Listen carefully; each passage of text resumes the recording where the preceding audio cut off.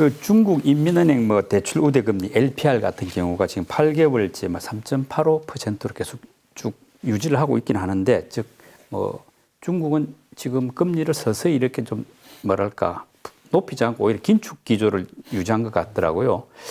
어떻습니까? 올해 중국 이런 추세가 계속 이어질지 아니면 조금의 뭐 경기 상승에 따라 또 다른 변화가 있을지 어떻습니까? 중국 금리는 큰 변화가 없을 것 같습니다. 네. 중국 그 10년 국채 수익률이 뭐 3.1% 안팎에서 움직이고 있는데요. 네.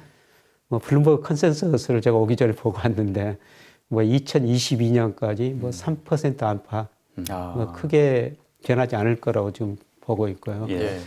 그런데 작년에 그 글로벌 경제가 큰 위기를 겪었지 않습니까? 예. 돈을 엄청 풀었는데 중국은 놀랍게도 통화 증가율이 오히려 줄어들었어요. 네. 보통 전 세계적으로 M2 증가율이 대표적인 통화 지표라고 보고 있거든요. 네. 작년에 미국 11월에 25%까지 전년 동월 대비 1959년부터 미국이 통화 증가율을 발표하는데요. 역사상 처음이거든요. 그런데 중국은 그 전에 11% 하다가 뭐 10% 안팎으로 뭐 통화 그렇게 별로 안 풀었습니다. 네. 그 다음에 중국이 그 재정정책 측면을 보더라도요. 작년에 경제 위기가 와가지고 전 세계가 엄청난 돈을 풀었거든요. 네. 정부가 돈을 많이 썼죠. 그래서 각국 통계를 한번 보니까요. 독일이 GDP 대비 39%는 세계에서 제일 많이 썼더라고요. 독일 같은 좀 조심스러운 나라가 돈을 이렇게 많이 썼어요. 그만큼 독일 경제가 어려웠다. 근데 독일이 이렇게 쓰기 전에요. 제가 좀 파이낸셜 타임즈 보면은 작년에 우리 정부도 좀 적극적으로 나왔지 않습니까? 사설이 독일 정부 한국을 좀 본받아라. 그래서 본받았는지 모르겠습니다만은 엄청 많이 썼고요. 그 다음에 영국도 GDP 대비 26%, 미국 14%, 우리나라 14% GDP 대비 뭐 추경 예산 같은 거죠. 근데 중국은 10%밖에 없었어요. 그럼에도 불구하고 중국 경제는 작년에 경제 대국 중에서 거의 마이너스 성장 안 했죠. 그렇죠. 거의 2% 한번 성장한 유일하게 추적이 플러스 성장을 되는데요. 했으니까요. 그만큼 중국이 소비자들이 있기 때문이다. 뭐 그렇게 볼 수가 있을 것 같습니다. 그럼 올해 같은 경우에는 경제 성장률 한 몇 프로 정도로 예상을 하십니까? 그럼 IMF 블룸버그 컨센서스 보니까요. 올해 8% 약간 넘을 거로 전망하고 있어요. 8%는 엄청난 건데. 근데 이제 작년에 2% 정도 성장했으니까 중국도 역시 기저효과죠. 그렇죠. 그런데 2022년 이후로 보니까요. 한 5% 안팎. 중국도 이제 구조적으로 좀 중성장 국면으로 들어선 거죠. 그동안 뭐 9%, 10% 성장하다가 뭐 2008년 이후로는 7, 8% 성장하다가 이제 산업 내지 5% 성장 이런 국면으로 접어드는데 올해는 기저효과 때문에 한 8% 정도 성장할 것이다. 뭐 그 정도는 보고 있습니다. 작년 같은 경우에 중국 주가가 한 13.9% 올라가지고 상대적으로 좀 적게 올랐는데 또 반면에 실물 경제는 좀 양호한 편이지 않습니까? 다른 큰 나라들의 경제에 비해 보면은 그렇다면 이제 중국은 교수님 늘 말씀하시는 실물과 주가 괴리가 좀 적은 편이지 않습니까? 그렇다면은 올해 중국 증시 전망 어떨까? 좀 상대적으로 좀 나은 것인지 아니면은 뭐 중국 증시랑 별로 또 변동이 없으니까 늘 지속될지 어떨까요? 저는 중국 주가는 낙관적으로 보고 있습니다. 낙관적으로요? 사실 2008년 글로벌 금융위기 그때 주가 지수를 세계 대부분의 주가 지수가 다 넘었거든요. 근데 제가 보는 주가 지수 유일하게 못 넘은 주가가 중국 주가입니다. 물론 2008년에 중국 주가 거품이 발생했죠. 그때 상하이 종합 주가 지수가 6천이 넘었어요. 6,000까지 갔다가 또 급락이 했지 않습니까? 1,800까지 급락했습니다. 현재 뭐 3,500 안팎에서 움직이고 있습니다만은 아직도 그때 거의 절반 수준 조금 이상이거든요. 근데 중국 경제는 그동안 계속 성장했어요. 저는 뭐 몇 년 지나면은 다시 6천이 넘을 거라고 보고 있거든요. 중국 주식이 세계에서 가장 저평가됐다. 그래서 우리가 중국 시장에 관심을 가져야 된다. 앞서 말씀드린 것처럼 중국은 이제 실물 경제 성장률은 4 내지 5%로 뭐 추세적으로 하락할 거예요. 근데 실물을 하락하지만은 금융시장이 상대적으로 빠르게 팽창할 거라는 거죠. 그래서 중국 기업들이 그동안 은행에서 자금을 조달했는데요. 지금은 주식이나 채권을 통해서 자금을 조달 많이 하고 있거든요. 그래서 금융시장, 증권시장이 저는 상대적으로 실물에 비해서 굉장히 빠른 속도로 확대될 시장이 중국이다. 예, 그래서 이런 걸 반영해가지고 예, 그동안 제일 저평가됐던 못 올랐던 중국 주가가 예, 저는 앞으로 4, 5년 동안 뭐 수익률이 제일 높으리라고 보고 있습니다. 근데 중국이 뭐 금융 강국 전략 쓰면서 말하자면은 이제 외국 자본 유입에 좀 적극적인 정책을 편다고는 합니다만은 이제 작년 11월 말에 있었던 그 마윈의 엔터그룹 상장 연기 이런 데서 볼 때 중국은 좀 정책 리스크가 사실은 뭐 적지 않다. 근데 그게 실제로 입증까지 된 셈인데 이런 상황이 그 외국 자본의 유입이 좀 순조롭게 되지 못하는 요인으로 작용하지 않을까. 즉 이런 상황에서도 외국 사람들이 적극적으로 중국에 자본을 투자할까 하는 약간의 의구심도 생기는데 어떤가요? 그 이후 추세? 저도 그런 의심을 가졌습니다만은 뭐 작년 3분기 통계 보니까 예. GDP의 2%가 증권 투자, 채권 투자로 들어갔거든요. 아니 그건 3분기고 이제 말하자면 11월 이후는 이제 4분기인데 그때도 이렇게 활발하게 투자가 저는 투입됐을까? 활발하게 계속 들어가리라고 보고 있습니다. 물론 엔트그룹 이런 정책 리스크는 있습니다만 돈이라는 게 눈이 있어가지고 수익률 높은 대로 반드시 이동하거든요. 네. 근데 중국이 이미 그 금융강국을 장기적으로 추구하기 때문에 네. 2019년에 은행업 개방해버렸죠. 네. 그다음에 작년에 증권업, 보험업 다 개방해버렸어요. 예, 예. 그래서 미국계 큰 금융회사들이 중국 진출 계속 늘리고 있거든요. 일본 노무라 증권도 계속 중국 들어가고 있습니다. 네. 이게 큰 추세라는 것이죠. 예. 중국에서 다른 나라보다 수익률이 높을 것 같기 때문에 네. 이게 중국에 드러나는 거죠. 예를 들어서 뭐 단기적으로 보더라도 중국의 국채 수익률 3%, 미국이 1%. 예. 그리고 장기적으로 달러 약세, 예. 위안화 강세라고 보고 있거든요. 중국 들어갈 수밖에 없는 거죠. 예, 그리고 중국 주식이 저평가돼 있다. 예, 그리고 중국의 금융산업이 굉장히 빠르게 성장할 것이다. 이런 걸 보면은 뭐 일시적으로 정책 리스크 때문에 좀 주춤거릴 수가 있지만은 이거는 큰 추세라는 거죠. 아.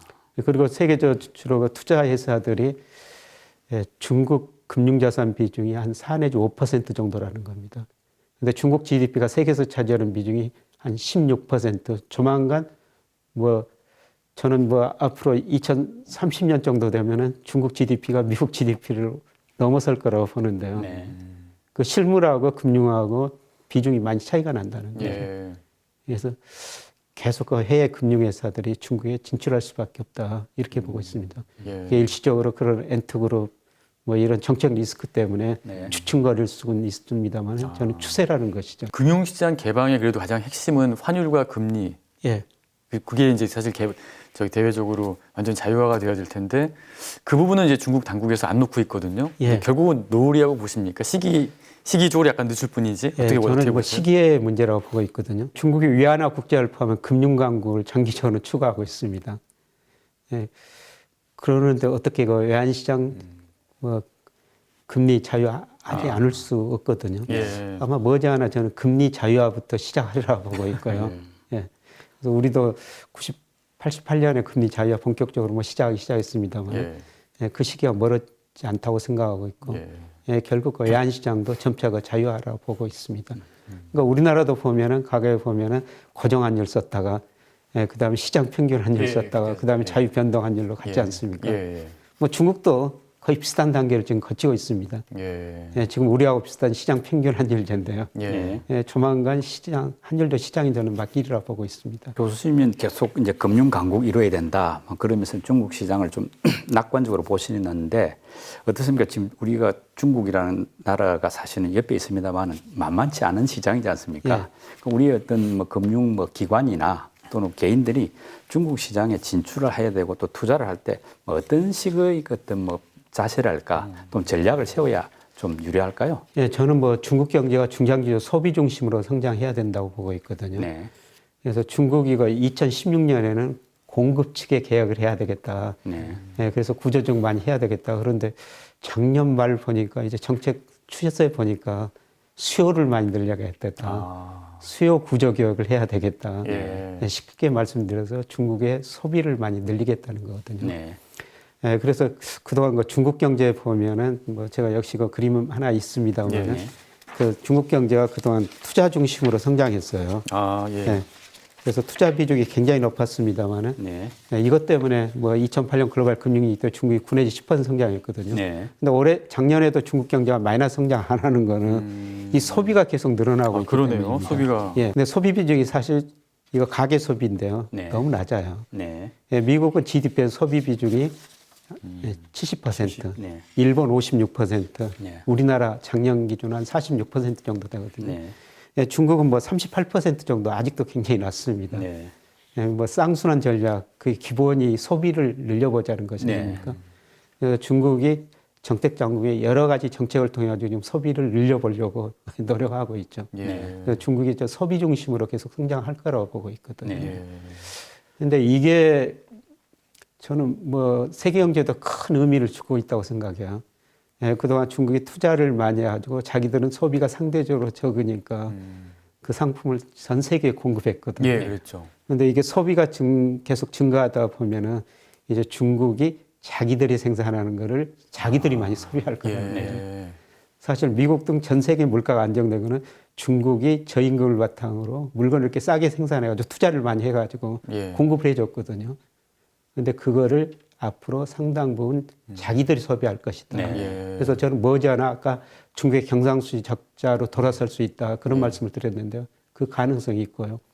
이게 또 금융시장에 어떤 의미를 주냐면은 중국이 이렇게 상품을 수출해가지고 엄청나게 돈을 벌었지 않습니까? 네. 예를 들어서 미국하고 무역해가지고 2001년부터 2019년까지 5조 1천억 달러 벌어갔어요. 예. 그 돈의 일부 가지고 전 세계 특히 미국 금융시장 채권을 사줬거든요. 네. 그래서 미국 금리가 낮아진 거예요. 예. 그런데 중국이 앞으로 무역수지 흑자가 줄어들면은 세계에 공급할 수 있는 돈의 여력도 줄어들거든요. 그렇겠죠. 그러면 세계 금리가 올라갈 수밖에 없다는 것이죠. 예. 네, 그래서 우리가 중국이 소비 중심으로 성장한다. 네. 장기적으로 이런 의미를 지금은 깊이 한번 생각해 볼 때인 것 같습니다. 이제 그 부분이 이제 말하자면 금융시장, 특히 네. 정시에는 어떻게 작용하고 할지, 그럴 때 우리 어떤 투자자들은 어떻게 행동해야 될지 이 부분이 궁금하거든요. 제가 늘 말씀드려 중국의 내수 1등 우량주를 사가지고 네, 국부를 늘려야 된다. 네. 그러니까 98년 우리가 IMF 경제위기를 겪으면서요. 우리가 구조조정하고 그다음에 우리 소비도 많이 증가하면서 성장을 했거든요. 네. 네, 그때 우리나라 내수를 대표하는 이런 종목들이 엄청 올랐어요. 예. 대표적으로 SK텔레콤이 84배, 예. 네. 삼성화재 주식이 74배나 올랐어요. 아. 네, 그리고 야. 롯데, 뭐 오리온제 뭐 이런 거 있지 예. 않습니까? 예. 이런 주식들이 60배 정도 올랐거든요. 네. 네, 저는 중국이 내수 중심으로 성장하면서 중국의 내수를 대표하는 이런 가급적의 대표주들이 네. 이미 저 시작됐다고 보고 있거든요. 네. 뭐 그 정도는 아니더라도 예. 장기적으로 상승할 것이다. 그런 주식을 직접 간접으로 사가지고 예. 국부를 늘려야 된다. 그런 말씀을 계속 드리는 건데요. 네. 근데 아까 말씀드렸습니다. 여전히 기업 리스크는 존재하니까 네. 그런 종목을 바탕으로 하는 펀드 같은 거 많이 있거든요. 예. 또 ETF도 있습니다. 네. 그런 것으로 간접 투자하시는 게 좋을 것 같습니다. 근데 또 중국의 이제 좀 리스크 중에 하나가 그 기업 부채가 일단 좀 굉장히 예. 심한데 어느 정도 수준입니까? 미국 기업- 같은 경우는 정부 부채가 심하고 우리는 가계 부채가 심한데 예. 중국은 기업 부채가 굉장히 심하다고 하니까. 네, 사실 기업 부채 좀 심각하죠. 네. 그래서 제가 이게 작년 2분기 말 국제결제원에서 발표하는 통계인데요. 아. GDP 대비 기업 부채가 163% 정도 됩니다. 네, 세상에서 이렇게 높은 나라가 없거든요. 예. 왜 이렇게 높죠, 근데? 그러니까 2008년 글로벌 금융위기 이후로 예. 세계 경제가 어려우니까 중국 정부가 기업들한테 투자를 많이 유도했어요. 네. 그러니까 투자를 하기 위해서는 돈을 빌렸어야 했죠. 예. 그러니까 다른 그래프 보시면요. 그 제가 저 비금융 민간 부채라고 빨간 선으로 그 표시를 해놨습니다만 예. 이게 2008년 글로벌 금융위기 이후 엄청나게 증가하거든요. 네, 이게 폭증이네요. 비금융 민간이라는 건 가계하고 기업 부채예요. 아. 가계 부채도 늘었습니다만은 가계 부채는 GDP 대비 59%로 예. 예. 아직 그렇게 높은 수준은 아닙니다. 우리가 100%라고 말씀드렸는데, 예. 그런데 이 기업 부채거든요. 아. 예, 기업들이 돈 빌려가지고 투자를 한 겁니다. 네. 예, 그래서 심각하네. 중국의 이 기업 부채를 어떻게 해결할 것인가. 예. 이게 가장 큰 과제거든요. 네. 예, 중국에서 그래서 2008년부터 계속 구조조정 해오고 있습니다만은 네. 예. 예, 기업 부채가 이렇게 늘고 있고요. 그런데 이 기업 부채가 중국이 아직도 높은 성장을 하고 있기 때문에 네. 아직까지 버틸 수는 있어요. 어. 그래서 이 GDP 대비 기업 부채가 높은데 이걸 낮추려면은 GDP가 기업 부채 증가율보다 높으면 이게 낮아질 수가 있거든요. 네. 그래서 아직도 중국이 아직도 상대적으로 높은 성장을 하고 있기 때문에 네. 예. 명목 GDP가 앞으로도 한 5년 정도는 6 내지 7%는 증가할 거거든요. 그러니까 기업 부채가 그 이하로만 증가한다면은 이 부채 비율이 낮아질 수가 있는데 근데 여전히 중국 기업 부채가 높다는 거는 네. 뭐 중국 경제 성장에 계속 부담 요인으로 작용할 수밖에 없죠. 중국 투자도 역시 뭐 업종 대표주를 그나마 유리하다는 말씀도 하셨는데 또 한편으로 우리가 또 대표주라는 게 뭐 말씀대로 샀는데 또 이렇게 구조조정 해버린 경우도 있고 디폴트도 좀 약간 나오고 하니까 좀 간접 투자의 방식도 있을 수 있는데 뭐 중국의 어떤 간접 투자, 뭐 ETF나 펀드 같은 경우는 어떤가요? 그런 다양한 거 금융 간접 펀드 그다음에 ETF 같은 게 많이 상장되어 있거든요. 네. 최근에도 많이 상장되어 있어요. 예.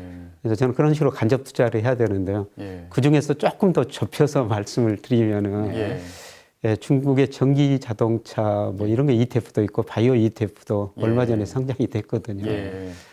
근데 전 세계가 뭐 환경 관련 친환경, 친화 정책을 계속 펼치고 있지 않습니까? 뭐 우리 정부, 미국 정부도 그렇고 뭐 2050년까지 탄소 제로다. 네. 그다음에 바이든 정부가 미국 정부가 뭐 공공기관이 연간 300만 대 자동차를 구입한대요. 네. 그걸 다 전기 자동차로 하겠다는 거거든요.